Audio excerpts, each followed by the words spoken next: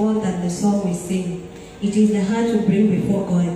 It is a moment where heaven meets earth, where our burdens are lifted and our souls are refreshed. True worship happens when we forget ourselves and focus completely on Him, the only one who deserves all the glory. It is not about the music, it is not about the crowd, it is about the presence of God that changes everything. So today, let us worship, not just with our lips, but with our hearts.